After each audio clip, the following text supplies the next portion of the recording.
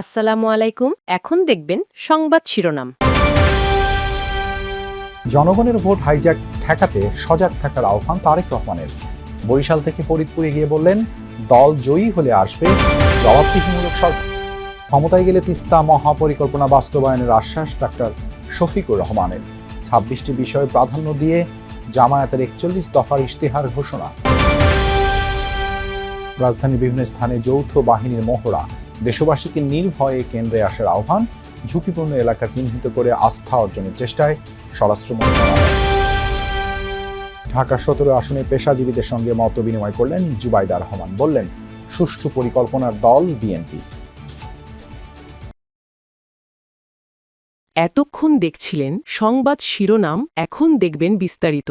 দেশে নতুন জালিমের আবির্ভাব ঘটেছে, এই মন্তব্য করেছেন বিএনপির চেয়ারম্যান তারেক রহমান। বলেছেন, গুপ্ত সংগঠনের নেতারা ভুয়া সিল তৈরির পাশাপাশি নিজস্ব প্রেস থেকে জাল ব্যালট পেপার ছাপাচ্ছে।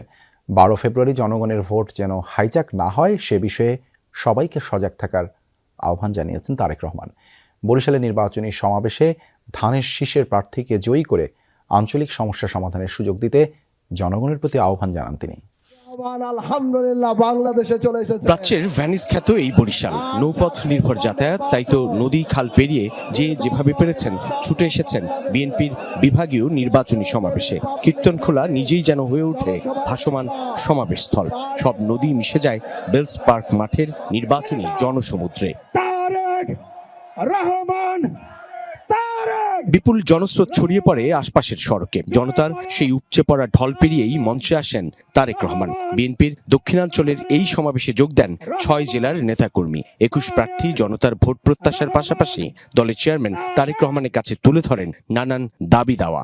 আপনার এলাকার যে সকল ভাই বোন আছে, যারা ভোটার আছে, তাদেরও সকলকে সজাগ সতর্ক দৃষ্টি রাখতে বলবেন, যাতে করে ১২ তারিখে আপনার অধিকার অন্য কেউ হাইজ্যাক করে নিয়ে যেতে না পারে। ১২ তারিখ পর্যন্ত এদেরকে দেখে রাখবেন আপনারা। ১৩ তারিখ থেকে বিজয় ইনশাল্লাহ এরা আপনাদেরকে দেখে রাখবে, এরা আপনাদের পায়ে পড়ে থাকবে।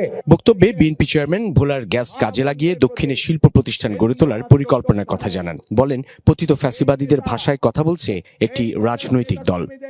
আজ আমরা অত্যন্ত কষ্টের সাথে দেখছি, অত্যন্ত ঘৃণার সাথে দেখছি, এই যে নতুন জালেম, যাদেরকে মানুষ গুপ্ত হিসাবে চিনে, এই জালেমদের নেতা সে ২ দিন আগে প্রকাশ্যে বলেছে বাংলাদেশের নারীদেরকে সে একটি অত্যন্ত কলঙ্কিত শব্দ দিয়ে ব্যবহার করেছে। কেউ কেউ প্রথমে না এর পক্ষে থাকলেও এখন জনরোষের মুখে গণভোটে হায়ের পক্ষে অবস্থান নিয়েছে। এই মন্তব্য করেছেন জামায়াত আমির ডাক্তার শফিকুর রহমান। তিস্তা মহাপরিকল্পনা বাস্তবায়নের মাধ্যমে দীর্ঘ বঞ্চনার শিকার উত্তরবঙ্গের উন্নয়ন নিশ্চিতের ঘোষণাও দেন তিনি। কুড়িগ্রাম এবং লালমনিরহাটে ২টি আলাদা জনসভায় এসব কথা বলেন জামায়াত আমির। বলেন, জীবন দিয়ে হলেও নারীদের সম্মান রক্ষা করা হবে। ঠিক দুপুর ১:৩০টায় হেলিকপ্টারে লালমনিরহাটের তিস্তা ব্যারেজ হেলিপ্যাড মাঠে উপস্থিত হন জামায়াত আমির শফিকুর রহমান। মঞ্চে দুহাত তুলে জানান নেতাকর্মীদের শুভেচ্ছা। লালমনিরহাট ও নীলফামারী জেলা জামায়াত আয়োজিত ৭টি নির্বাচনী আসনের প্রার্থীদের নিয়ে জনসভায় নেতাকর্মীদের ঢল নামে হেলিপ্যাড মাঠে। সকাল ১০টা না বাজতেই মাঠ ছাপিয়ে নেতাকর্মীদের ঢল ব্যারেজ সহ আশেপাশের এলাকায় ছড়িয়ে পড়ে।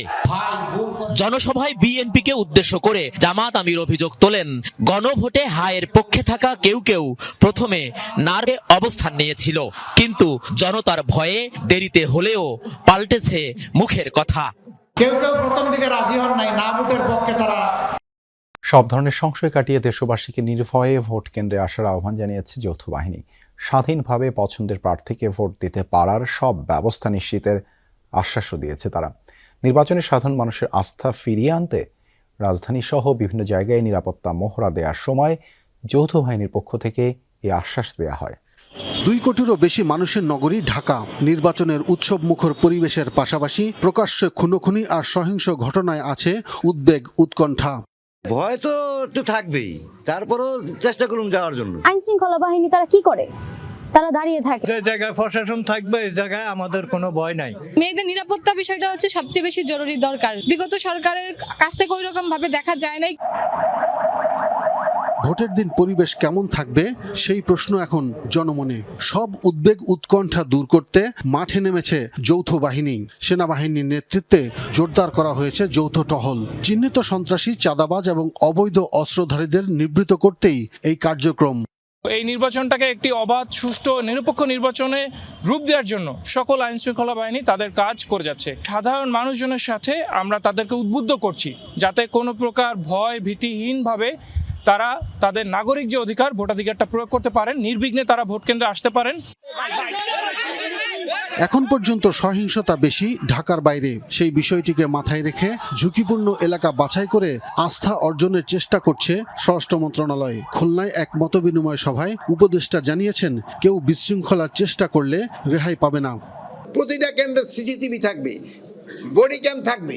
তারপরে আপনার ঢাকা 17 পেশাজীবীদের সাথে মতবিনিময় করেছেন এই আসনে বিএনপি প্রার্থী তারেক রহমানের স্ত্রী ডাক্তার জুবাইদা রহমান। বলেন, ক্ষমতায় গেলে বিএনপি ভেদাভেদ নয়, সমতার রাজনীতি করবে।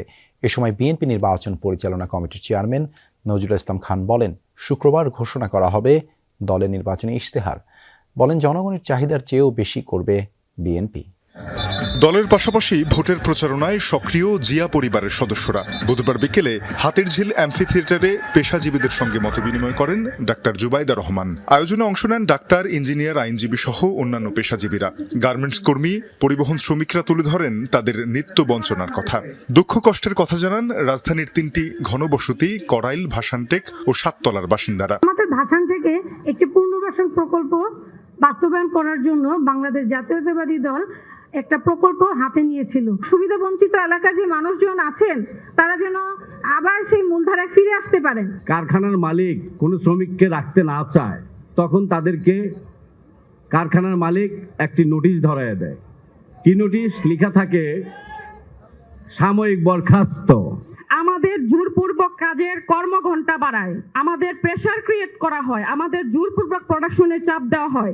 এতে করে আমরা শারীরিক ও মানসিকভাবে বিপদগ্রস্ত হই। এ সময় বিশেষ অতিথির বক্তব্যে বিএনপির স্থায়ী কমিটির সদস্য ও নির্বাচন পরিচালনা কমিটির চেয়ারম্যান নজরুল ইসলাম খান আশ্বাস দেন, জনগণের চাহিদার চেয়ে বেশি পরিকল্পনা রয়েছে বিএনপির। শুক্রবার যা ইশতেহার আকারে তুলে ধরা হবে জাতির সামনে। জনাব তারেক রহমানের নেতৃত্বে আগামী পরশু যে নির্বাচনী ঘোষণা পেশ করতে যাচ্ছে, আপনারা দয়া করে পড়বেন সেটা। আপনারা যা যা চেয়েছেন তার চেয়েও বেশি বিএনপি আপনাদের জন্য করবে ইনশাআল্লাহ। প্রধান অতিথির বক্তব্যে ডাক্তার জুবাইদা রহমান বলেন, বিএনপি দলের আগে দেশ, সবার আগে বাংলাদেশ নীতিতেই এগোবে। আপনাদের সমস্যা অনেক, আমি, আপনি, আমাদের সকলের সমস্যা।